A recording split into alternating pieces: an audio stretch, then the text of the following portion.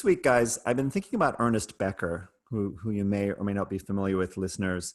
He's the cultural anthropologist who in 1973 published the book, The Denial of Death. He would go on to win a Pulitzer Prize for this book, perhaps ironically, 2 months after his own untimely demise at 49 from colon cancer. The book's premise is that human civilization has at its core a defensive denial of our own mortality. Becker postulates a split within the human mind between our physical existence and our symbolic existence, leading to a conflicted perception of a physical self versus a symbolic self. Now, personally, as someone fascinated with religion, philosophy, and neuroscience, I've long noticed the dualism between mind and body that seems to be a key intuitive mistake that all humans are prone to. Our sense of mind-body dualism is perhaps an indirect side effect of how consciousness evolved, in that we experience a mental self that seems somehow to be radically different than our physical self. The behind-the-scenes brain processes that give rise to mental life happen in a kind of black box, inaccessible, forever separated from our experiencing awareness, as if by an impenetrable curtain. No mistake, then, that religious or spiritual beliefs can set up shop very effectively on the foundational architecture of this faulty intuition. You are not your body, but a soul that briefly inhabits this body under the illusion of time, which is less real than the eternal and immortal immaterial domain of spirit.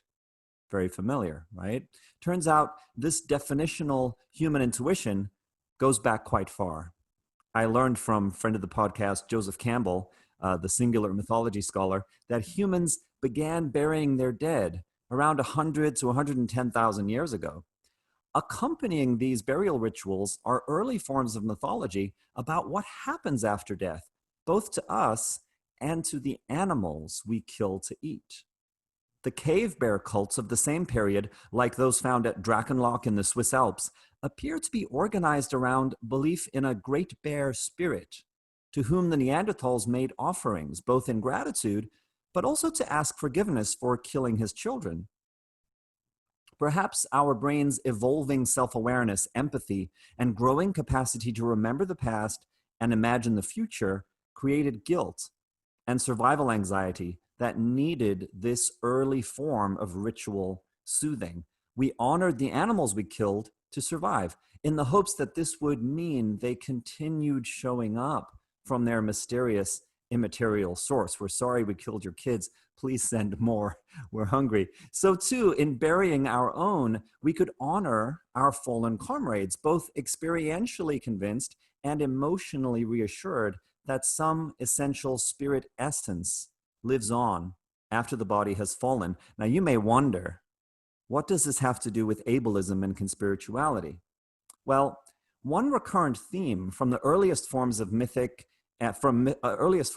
and ritual down through the monotheistic transaction of worshipful faith and goodness in exchange for eternal life, expressed also in the karmic calculus of the traditional Hindu caste system and all the way up through the New Age stew of magical thinking, natural cures, and metaphysical claims about illness, is that the good and bad fortune that befalls us reflects some kind of spiritual justice, and that same justice can be influenced, perhaps for a price. The promise of health, wealth, and well-being via positive thinking, supplements, and diet is at the heart of how New Age spirituality capitalizes on the dread so intimately associated with our fear of death, that of sickness, being infirm, disabled, helpless in the face of a deeply unfair and even random bodily vulnerability. Writer and breast cancer survivor Barbara Ehrenreich wrote in her 2009 book, Bright-Sided, how the relentless promotion of positive thinking has undermined America. We need to brace ourselves for a struggle against terrifying obstacles, both of our own making and imposed by the natural world.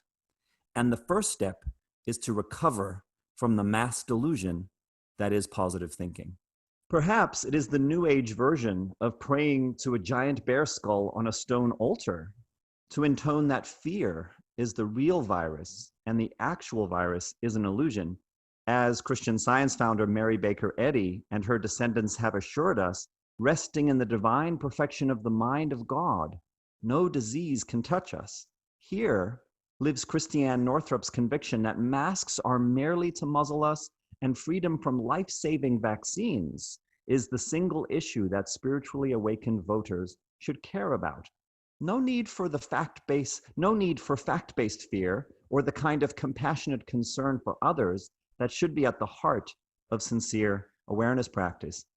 Woven through all of the COVID denial posturing around being spiritually sovereign is the ugliness of privilege. Better still, entitlement to some kind of superior survival of the fittest spiritual inheritance. This inevitably means that those already sick, immunocompromised, suffering from anxiety, trauma responses, depression, or indeed appropriate fear of COVID-19 are less than.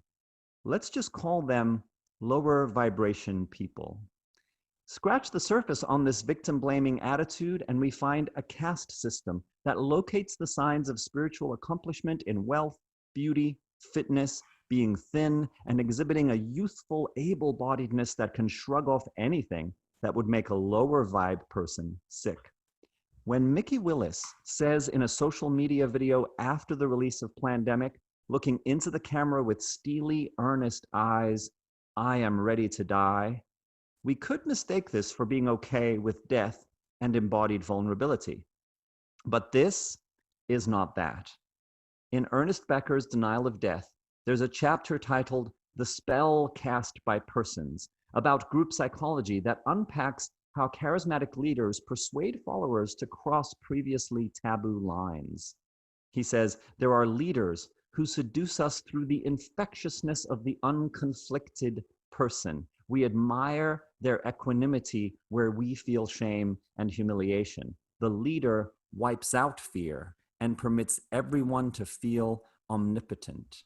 Here too, Becker's observation about a heroic symbolic self that can participate in an immortality project fits.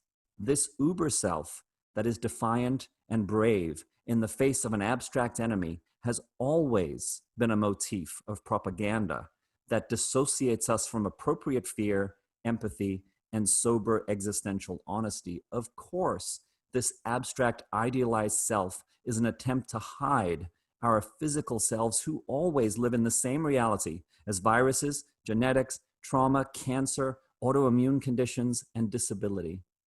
As a friend of mine, a yogi and activist named Laura Sharkey recently wrote, "I, along with many others, am more vulnerable to the potential for great harm or even death from this disease than the average person is, for a variety of reasons, including underlying health conditions, lack of access to health care, or because of employment that requires exposure to the public. Knowing how vulnerable so many of us are, many of you still choose not to wear masks anyway. How can I possibly accept this without feeling that my very life is less important to you than your personal preference or convenience?"